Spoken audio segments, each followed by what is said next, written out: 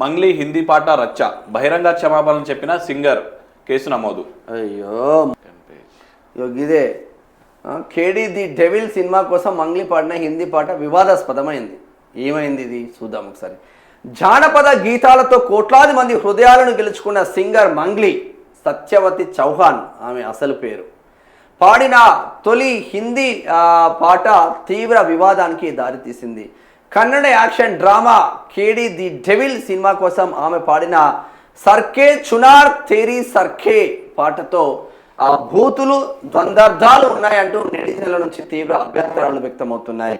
ఈ నేపథ్యంలో Mangli social media వేదికగా స్పందిస్తూ సినీ ప్రేక్షకులకు క్షమాపణలు తెలియజేశారు. మనోభావాలు దెబ్బతీయడం మా ఉద్దేశం కాదు అంటున్నారు మంగ్లీ. ఎవరి మనోభావాలను దెబ్బతీయాలనే ఉద్దేశం మాకు లేదు, అనుకోకుండా జరిగిన ఈ పొరపాటుకు క్షమాపణలు కోరుతున్నాను అని మంగ్లీ తన పోస్ట్లో పేర్కొన్నారు. ప్రజల సెంటిమెంట్లను గౌరవిస్తూ ఈ పాటను అన్ని సోషల్ మీడియా మ్యూజిక్ ప్లాట్ఫామ్స్ నుంచి ఇప్పటికే తొలగించామని స్పష్టం చేశారు. వివాదాస్పద లిరిక్స్ను మార్చి త్వరలోనే కొత్త వర్షన్ను విడుదల చేస్తామని వెల్లడించారు. సినిమా టీంపై కేసు నమోదు.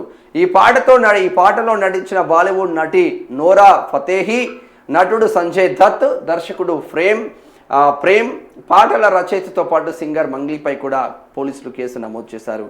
హిందీపై అవగాహన ఉన్న మంగ్లీ ఇలాంటి అర్థాలు ఉన్న పాటను ఎలా పాడారని నెటిజన్లు సోషల్ మీడియాలో విమర్శలు గుప్పిస్తున్నారు. ఈ చిత్రం ఏప్రిల్ 30న తెలుగు, కన్నడ, హిందీతో పాటు పలు భాషల్లో విడుదల కానుంది.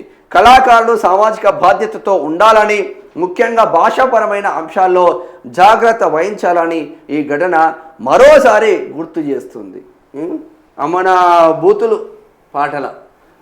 బూతులు పాటల వాడుతూ ఉంటే ఎవడు ఊరుకుంటారు? ఇంతకుముందు అంటే ఊరుకుంటారు, ఇప్పుడు అట్లా లేదు.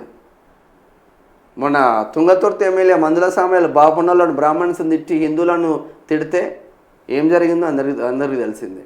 మంగ్లీకి కూడా గదే అవుతుంది.